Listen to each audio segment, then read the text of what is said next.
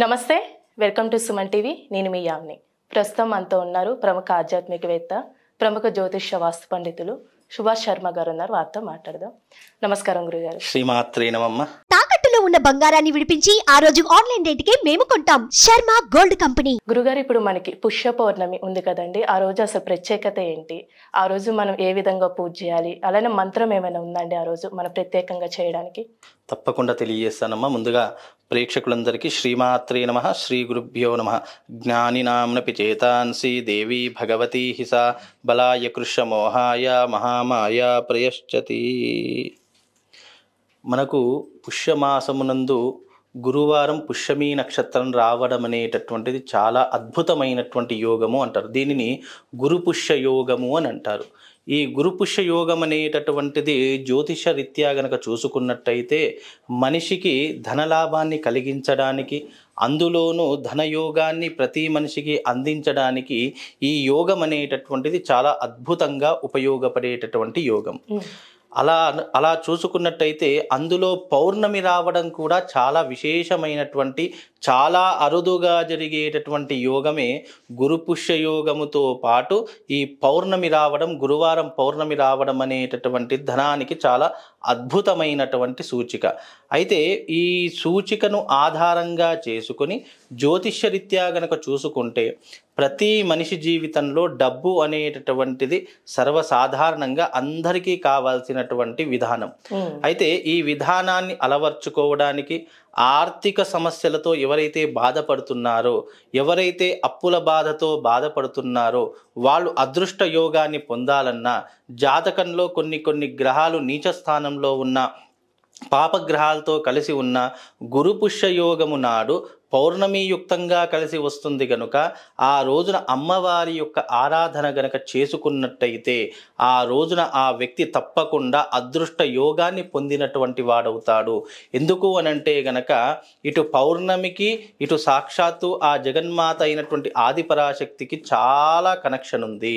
ఇది చాలా మందికి తెలియనటువంటి విషయం. ఎందుకంటే చంద్రుడి నుండి వెలువడేటటువంటి షోడశ కిరణాలు ఏవైతే ఉంటాయో, అలాగే షోడశ కళలు ఏవైతే ఉంటాయో అవి పౌర్ణమి రోజున భూమి మీదికి ప్రసరింపజేసేటటువంటి అద్భుతమైనటువంటి యోగంగాను, అలాగే పౌర్ణమి రోజున అమ్మవారిని ఆరాధించినటువంటి వారికి అమ్మవారి యొక్క సంపూర్ణమైనటువంటి అనుగ్రహం కలగడానికి ఇది చాలా అద్భుతంగా ఉపయోగపడేటటువంటి ఒక యోగంగా భావన చేసుకోవాలి. ఆ రోజు ప్రత్యేకంగా అమ్మవారిని పూజించాలి. ఆ రోజు ప్రత్యేకంగా అమ్మవారిని ఆరాధన చేయాలి.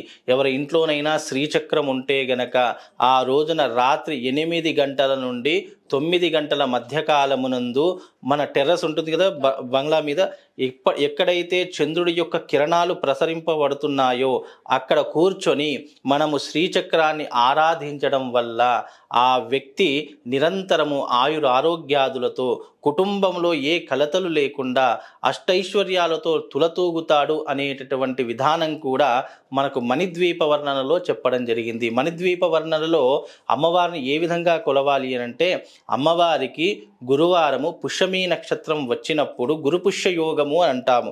అంటే మనుషుల యొక్క సకల పాపాలను జాతకంలో హరించాలి అంటే గనక గురు యొక్క అనుగ్రహం కావాలి. అందుకే జాతకంలో మనం ఎప్పుడైనా చూడండి, ఏ గ్రహం బాగా లేకపోయినా ఒక గురుగ్రహం బాగా ఉంటే గనక 100 పాపాలను హరింపజేస్తాడు, 100 రకాలైనటువంటి దోషాలను హరింపజేస్తాడు, అంటే నాశనం చేస్తాడు. కనుక గురువు యొక్క అనుగ్రహం అనేటటువంటిది జాతకంలో ప్రప్రథమంగా మనం చూసుకోవాలి. అందుకే గురువారం గురుపుష్య యోగం వచ్చినటువంటి కాలమునందు ఎవరైతే, ఏ మనిషి అయితే, ఏ మానవుడైతే అమ్మవారి యొక్క శ్రీచక్రార్చన కానీ, అమ్మవారి యొక్క శ్రీచక్రార్చన పూజ చేస్తున్నటువంటి సమయంలో అక్కడ కూర్చున్నా కానీ అమ్మవారి యొక్క సంపూర్ణమైనటువంటి అనుగ్రహం కలుగుతుంది. ఎక్కడైతే మనము ఈ టెర్రస్ మీద, ఎక్కడైతే బంగ్లా మీద కూర్చొని మనము పూజ చేస్తామో, అంటే చంద్రుడి యొక్క కిరణాలు ఆ శ్రీచక్రం మీద పడేలా చేస్తామో, ఆ శ్రీచక్రంలో తెలియకుండానే ఒక అద్భుతమైనటువంటి ఎనర్జీ, అద్భుతమైనటువంటి శక్తి ఆ శ్రీచక్రంలో ఆపాదన జరగడం జరుగుతుంది. దీనికి పెద్ద మంత్రాలు, తంత్రాలు, యంత్రాలు ఏమీ అవసరం లేదు. మనం భక్తితో, మనస్ఫూర్తిగా, నిష్కల్మషమైనటువంటి మనస్సుతో మన సంకల్పం చేసుకోవాలి. నేను, నా కుటుంబము పిల్లా పాపలు ఎప్పుడు ఆరోగ్యంగా ఉండాలి, నాకున్నటువంటి ఆర్థికపరమైనటువంటి సమస్యలన్నీ తొలగిపోవాలి అని చిన్న సంకల్పంతో నువ్వు శ్రీమాత్రే నమః అనుకుంటూ పంచామృతం పోసినా చాలు, ఆ తల్లి వెంటనే కరుణించి నీ ఇంట్లో తిష్ట వేసి కూర్చుంటుంది. అది ఏ రూపకంగా? శ్రీచక్ర రూపకంగా తిష్ట వేసుకొని కూర్చుంటుంది అని మణిద్వీప వర్ణనలో చాలా అద్భుతంగా వివరించడం జరిగింది. కనుక ఇదంతా కూడా సైంటిఫిక్ రీజన్గా తీసుకున్నా కానీ పౌర్ణమి రోజు చంద్రుడి నుంచి వచ్చేటటువంటి ఆ యొక్క కిరణాలు ఏవైతే ఉంటాయో ఆ కాస్మిక్ కిరణాలు అవి భూమి మీద ప్రసరింపగానే ఔషధంగా మారిపోతూ ఉంటాయి. తద్వారా ఏమవుతుంది అంటే ఆరోగ్యాదులకు, ఐశ్వర్యాదులకు, మూలికలకు, పునర్వసు నక్షత్రం రోజున చేసేటటువంటి ఔషధ సేవనంకు చాలా ప్రత్యేకత ఉంది అని ధన్వంతరి ఆయుర్వేదిక శాస్త్రంలో మనకు కనిపించడం జరుగుతుంది. కనుక ధన్వంతరి ఆయుర్వేద శాస్త్రంలో ఇప్పుడు మీకు చిన్న ఉదాహరణ చెప్తాను. ఎవరికైనా సంతానం జరగకపోయినా, ఎవరికైనా ఏదైనా మన ఆరోగ్య సమస్యలున్నా పుష్యమీ నక్షత్రం రోజున మందు వేయడం జరుగుతుంది. పుష్యమీ నక్షత్రం రోజు చాలా మంది వెంకటేశ్వర స్వామి ఆలయంలో కానీ లేదా వైష్ణవ ఆలయాలలో కానీ కొన్ని పసరు మందులు వేస్తూ ఉంటారు. ఎందుకు అంటే అది పుష్యమీ నక్షత్రంలో వేస్తాం కాబట్టి దాని యొక్క ప్రయోజనము శీఘ్రంగా ఫలితాలు ఇస్తుంది అనేటటువంటి ఒక నమ్మకము ప్రతి ఒక్కరికి ఏర్పడడం జరిగింది. అందుకే దీనికి సైంటిఫిక్ రీజన్స్ ఎన్నో రకాలుగా క్రోడీకరించడం జరిగింది. ఇటు సైంటిఫిక్గా చూసుకున్నా, సనాతన ధర్మం శాస్త్రీయంగా చూసుకున్నా గురువారం పుష్యమీ నక్షత్రం రావడం చాలా విశేషము. అంటే ఒకవేళ మన ఇంట్లో శ్రీచక్రం లేకపోతే అమ్మవారికి ఏ విధంగా పూజ చేయాలండి? ఇక్కడ శ్రీచక్రము అనేటటువంటిది ప్రధానంగా ఎందుకు చెప్పాను అని అంటే గనక, మనకు ఏదైనా ఒక అమ్మవారి యొక్క స్వరూపం ముందర ఉంది అనుకోండి, మనం ఏకాగ్రత కానీ చిత్తశుద్ధి కానీ దానిపైన లగ్నం చేస్తాము. మన మనస్సు అనేటటువంటిది మన ఆధీనంలో ఉంటుంది. ఇప్పుడు ఏదైనా ఒక అమ్మవారి యొక్క రూపం కానివ్వండి, అమ్మవారికి సంబంధించినటువంటి ఒక వస్తువు కానివ్వండి మన దగ్గర ఉంది అనుకోండి, మన కాన్సన్ట్రేషన్ కానీ మన మైండ్ కానీ ఎటు కూడా వెళ్లకుండా ఒక దానిపైన ఏకాగ్రత చూయించడానికి శ్రీచక్రం అనేటటువంటిది ప్రధానంగా చెప్పడం జరిగింది. శ్రీచక్రం లేదు, నిశ్చలమైనటువంటి భక్తితో నువ్వు ధ్యానం చేసుకో, లేదు సహస్రనామ పారాయణం కానీ ఖడ్గమాల పారాయణం కానీ ఇలాంటివి చేసినా కూడా ఆ రోజున ఆ వ్యక్తికి అనేక విధములైనటువంటి శక్తులు ఆపాదన జరగడం జరుగుతుంది. కనుక ఇవన్నీ కూడా దైవికంలో ఉన్నటువంటి చిన్నగా ఆచరించేటటువంటి నియమాలు. ఇవి కొన్ని యోగాలు వస్తాయి ప్రతి మనిషి జీవితంలో. అవి చాలా అద్భుతమైనటువంటి యోగములు. అంటే ప్రతి మనిషి జీవితంలో చూడండి కొన్ని అదృష్టం ఉంటుంది కానీ దాన్ని అందించుకునేటటువంటి అవసరాలు కానీ ఎవరికి కనిపించవు. కాబట్టి అలాంటి అవసరాన్ని కల్పించుకోవడానికి జాతకమునందు ఏదైనా గ్రహములు బాగా లేకపోయినా ఈ గురుపుష్య యోగమి రోజున మీరు గనక అమ్మవారిని ఆరాధించిన అద్భుతమైనటువంటి యోగములు కలుగుతాయి. అందులోనూ మీకు ఒక మంత్రం చెప్తాను, ఆ మంత్రాన్ని జపం చేసుకున్న అద్భుతమైనటువంటి యోగములు కలుగుతాయి.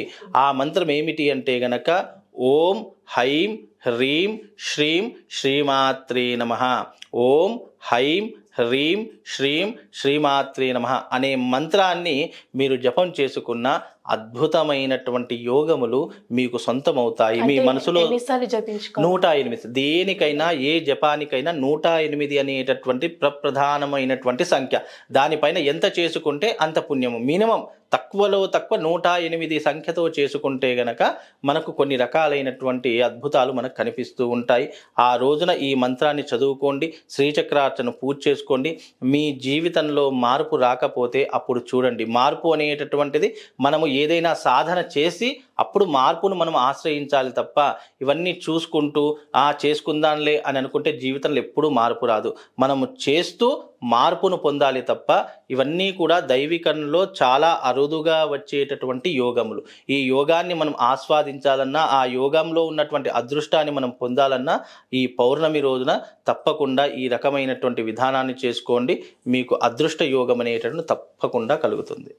చాలా చక్కగా తెలియజేశారు గురుగారు. ధన్యవాదాలు. శ్రీమాత్రే నమః.